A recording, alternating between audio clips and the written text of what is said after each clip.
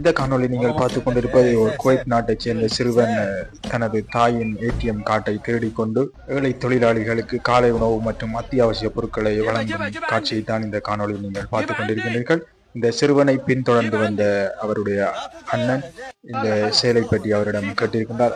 அதற்கு அந்த சிறுவன் கூறியிருக்கின்றார், இந்த ரம்சான் மாதம் ஏழைகளுக்கு உதவி செய்யும் மாதம், ஏன் எனக்கு தீங்கு விளைவிக்கின்றீர்கள் என்று கேள்வி எழுப்பியிருக்கின்றார்.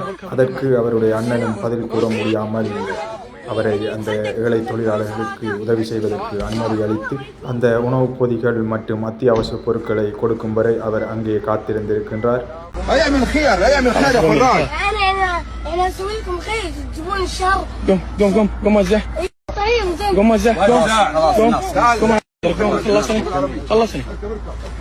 இருப்பினும் இந்த காணொலியின் உண்மைத்தன்மையை பார்த்தீங்கன்னா இது ஒரு ஸ்கிரிப்டட் செய்யப்பட்ட வீடியோ தான். அகமட் அல் சஹீல் மற்றும் ஃபராத் என்று சொல்லக்கூடிய இரு சகோதரர்களினால் உருவாக்கப்பட்ட இந்த வீடியோ. இவர்கள் இந்த காணொலிகளை சமூகத்தில் நல்லதற்காக பயன்படுத்தி கொண்டிருக்கின்றார்கள். அதன் ஒரு வகையாகத்தான் இந்த காணொலி அமைந்திருக்கின்றது. இந்த காணொலி ஒரு ஸ்கிரிப்டட் செய்யப்பட்ட காணொலியாக இருந்தாலும் இந்த காணொலியிலிருந்து நாம் கற்றுக்கொள்ள வேண்டிய விடயங்கள் நிறைய இருக்கின்றது. இந்த ரம்சான் மாதம் என்பது பசியுடன் இருக்கக்கூடிய மாதம் மட்டுமல்ல, ஏழை எளியவர்களுக்கு நீங்கள் தியாகம் மற்றும் கொடைகளை வழங்கக்கூடிய ஒரு மாதம் தான் இம்மாதம்.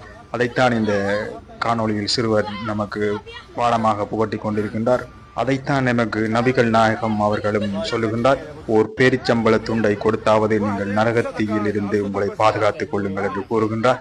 எனவே உலகில் பறந்து வாழும் அனைத்து முஸ்லிம்களும், குறிப்பாக நீங்கள் பணம் படைத்தவராக இருந்தால் இந்த மாதத்தில் உங்களை விட மிகவும் வறுமையானவர்களுக்கு உதவி செய்யுங்கள். உங்களுடைய பிள்ளைகள் மற்றும் உங்களுடைய உறவினர்களுக்கு கற்றுக் கொடுங்கள். நோன்பு என்பது சுயநலமின்மை, நம்முடைய தேவைகளை குறைத்து கொண்டு அடுத்தவர்களுடைய, குறிப்பாக ஏழைகளுடைய தேவைகளை பூர்த்தி செய்வதே இந்த நோன்பு மாதத்தின் தத்துவமாக அமைகின்றது. எனவே உங்களுடைய ஆடம்பர நிகழ்வுகளை குறைத்து கொண்டு ஒரு ஏழையினுடைய பசியை தீர்ப்பது இறைவனுக்கு நெருக்கமானது. எனவே இந்த நோன்பு மாதத்தில் முடிந்தவரை நீங்கள் ஏழை எளியவர்களுக்கு உதவி செய்யுங்கள்.